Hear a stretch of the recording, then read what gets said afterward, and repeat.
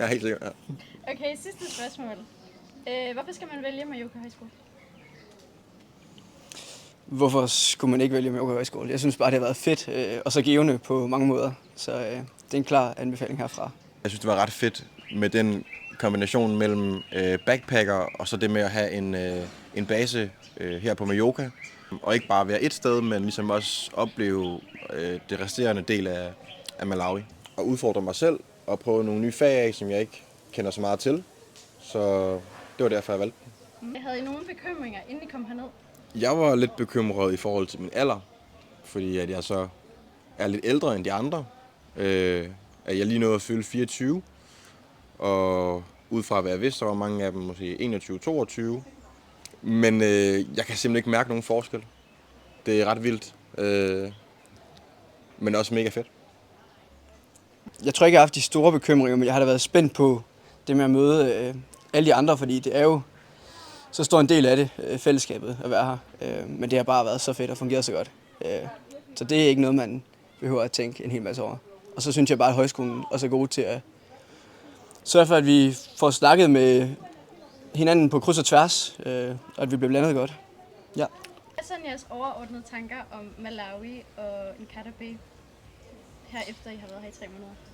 Vildt fedt område, og meget, meget venlige folk, der er hernede. Det er så fedt, både staff og også bare de lokale, som vi har snakket med, og alle dem, vi har mødt på vejen rundt i hele Malawi. Det har været så fedt. Ja. Jeg vil sige, jeg har ikke rejst i Afrika førhen, så at det her er det første sted, så havde jeg ikke nogen forventning til, hvordan det ville være. Men jeg må være ærlig at sige, at Malawi er virkelig fedt og totalt undervurderet af, hvad så lidt jeg vidste om Malawi.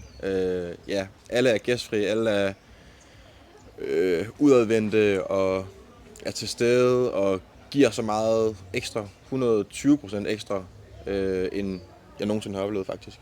Man lærer at kende de lokale, hvem der har de forskellige boder og shoppe, og får et forhold til dem, som om det var ens egen by.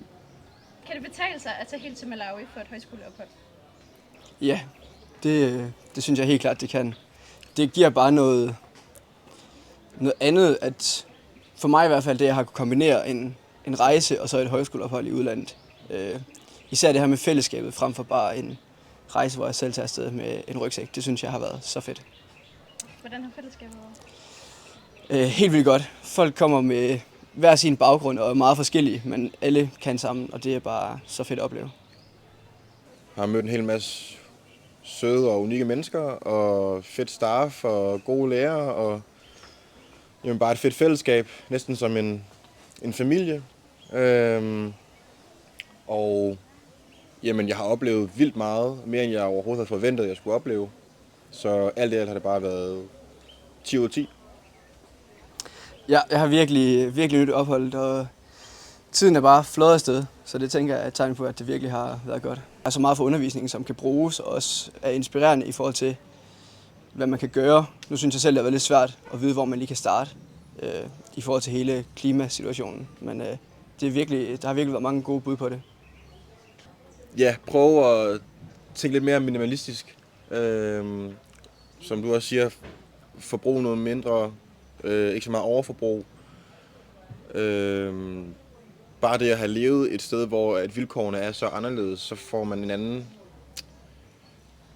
perspektiv og holdning på hverdagen, og hvordan man kan leve sit liv fremadrettet. Og det tror jeg vil prøve at tage med mig hjem til Danmark.